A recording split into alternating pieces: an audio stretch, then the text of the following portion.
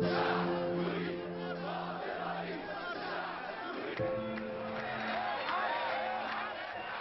the 25th of January, people responded to a call for Egyptians to go out and express anger and express their hope also for a better future. And this was brilliantly captured in a very simple slogan that read, "Bread, freedom, human dignity."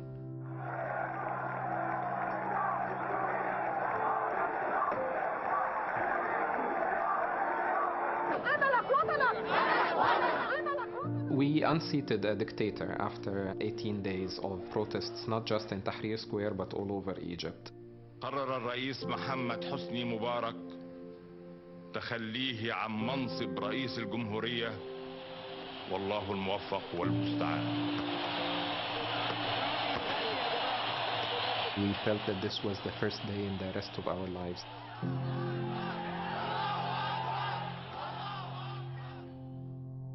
We're not celebrating now. We are still facing the persistence of all the violations and all the abuses and restrictions on our freedom to express our views, to associate, to challenge those in power.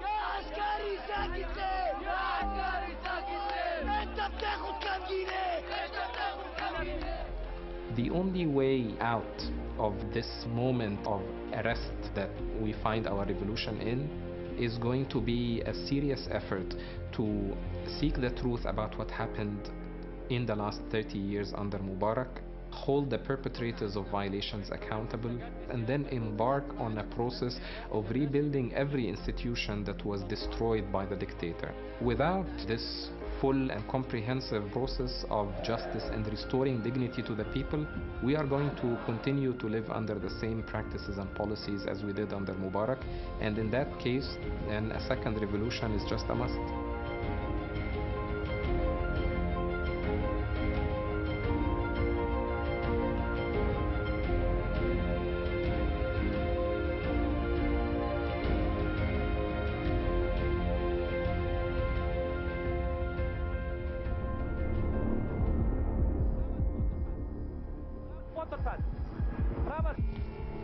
At its heart, transitional justice is wrestling with and confronting the past, the legacy of injustice, crimes, abuses.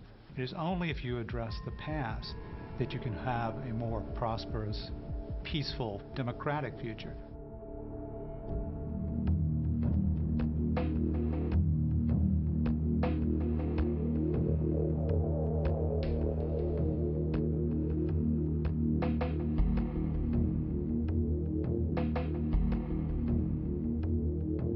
La violencia ha sido elemento constitutivo de la conformación de la nación colombiana.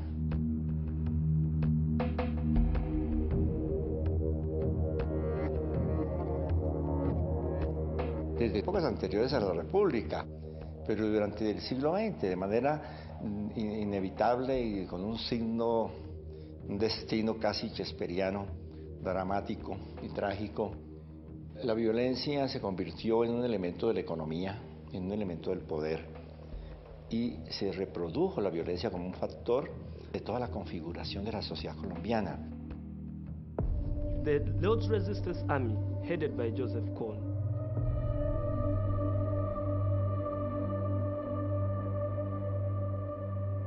in their operations, would always attack villages. They would get the able-bodied men and the school-going children, the boys. They would then force them to do all the heinous acts like cutting off people's ears, noses, and they would make sure that they do this beginning with the people's relatives, their close families. Then they would set ablaze the houses, and then they would go with the girls to have them as their wives. La guerre qu'a connue la République démocratique du Congo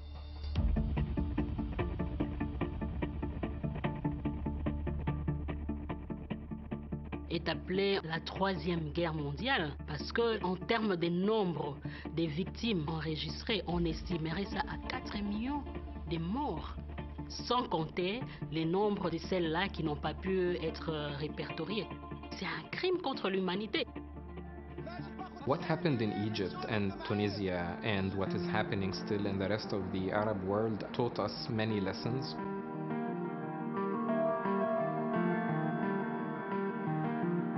This entire notion that maintaining stability is a justification for perpetuating injustice or tolerating unjust regimes is truly misguided.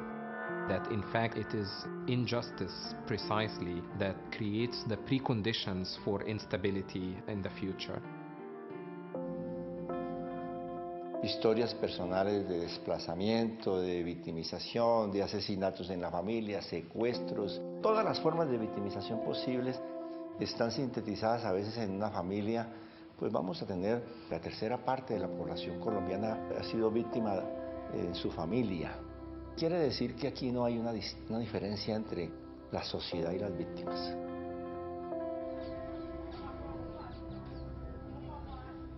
Actuellement, même dans la vie quotidienne, les civils commencent à recourir au viol, même dans des villes qui n'ont pas connu de guerre.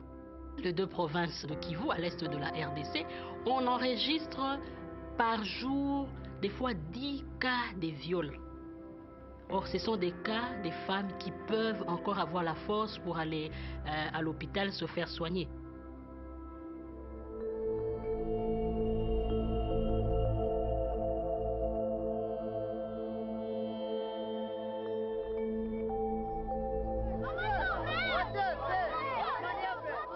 A society in which fundamental rights have been systematically violated is a society in which life is characterized by fear.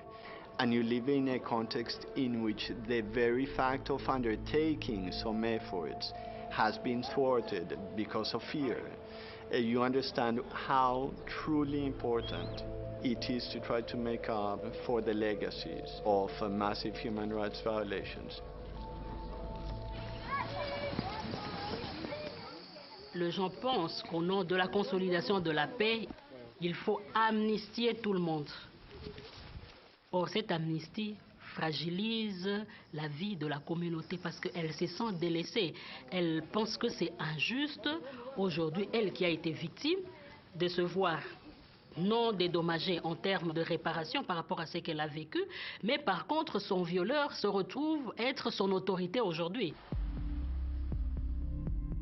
Thomas Lubanga Dailo is responsible as co-perpetrator for the charges of enlisting and conscripting children under the age of 15 years. When we seek accountability for the most heinous crimes against humanity and genocide and war crimes, for instance, we are seeking to achieve a society which is governed by the rule of law, the upholding of the sacred value of human life, and by really seeking to share these principles and values in society. My wife said my son is nowhere to be found. He appeared on the 4th day. He was floating on top of the water. Then we picked him up, then I buried him. What transitional justice does, for example, what a truth commission does, what a process of reparations does, is to include in the national agenda the concerns and interests of a population that have always been excluded.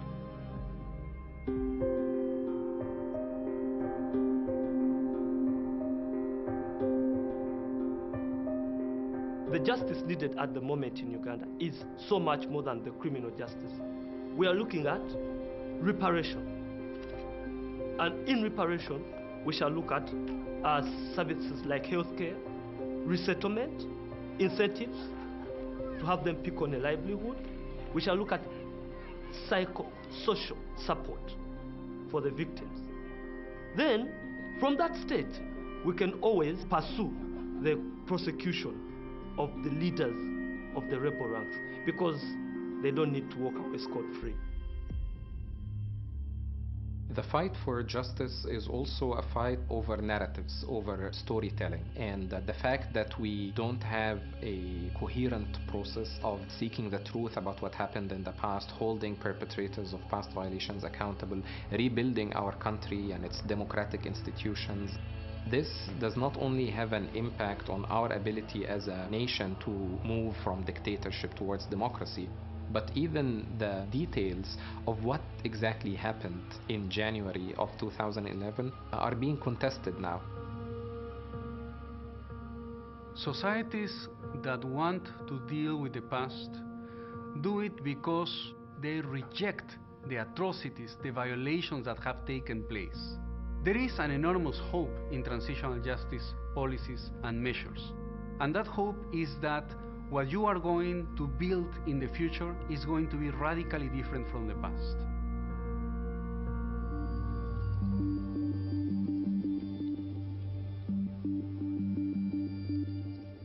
There is an increased understanding of the need for longer-term sustainable solutions, and that whether it be transitional justice or humanitarian assistance in the immediate aftermath of conflict, plus economic reconstruction, plus security, and all of these pieces have to be fitted together. Transitional justice measures contribute to the reactivation of civil society in contexts in which everyone had been intimidated. And once the measures start being discussed, it's as if doors were opened and people started relying on one another for the sake of raising claims against the government. In Cambodia, if you talk to school children, if you talk to the general populace, much of whom was under 30, they really didn't know what happened to their society.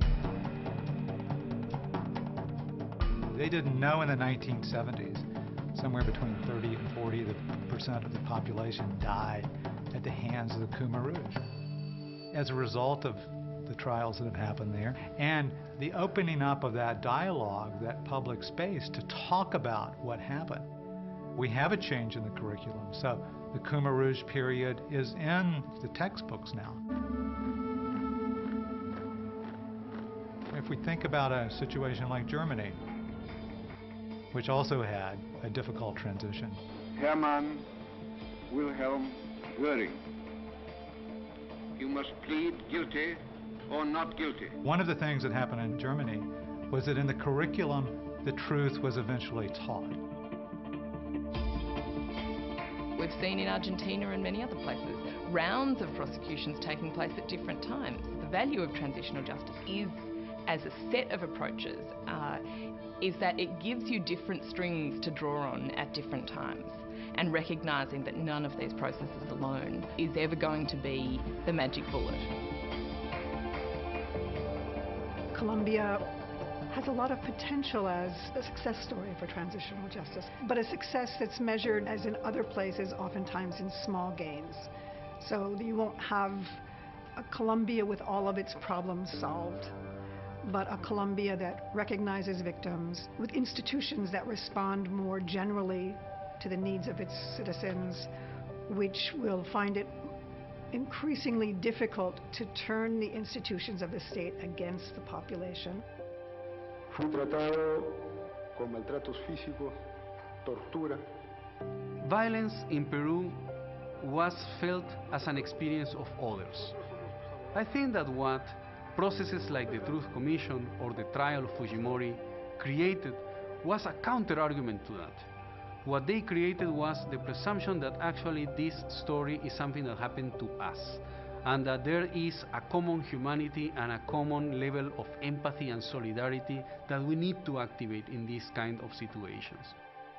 Violence, therefore, was and is a problem that we all suffered, be it that we are direct victims or not.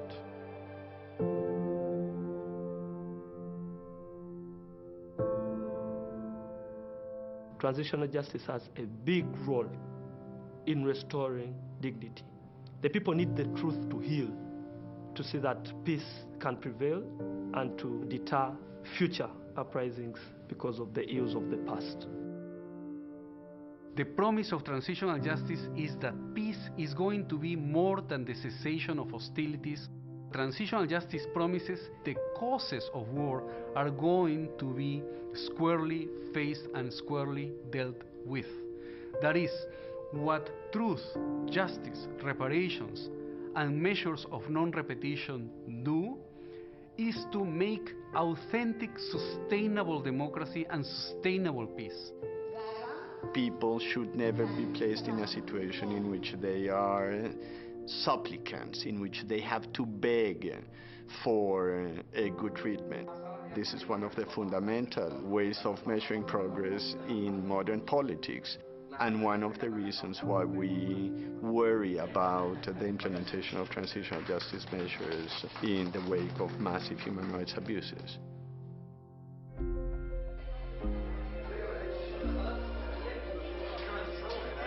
Things are different now, and we are a different generation. I have great confidence that people are never going to accept the emergence of another autocracy to replace Mubarak. The reason we need transitional justice in Egypt is that without it, all the institutions, policies, and practices of the Mubarak time are going to continue. Because the message has not yet been delivered. The message that today's Egypt is a new Egypt, where these practices of the past have no place.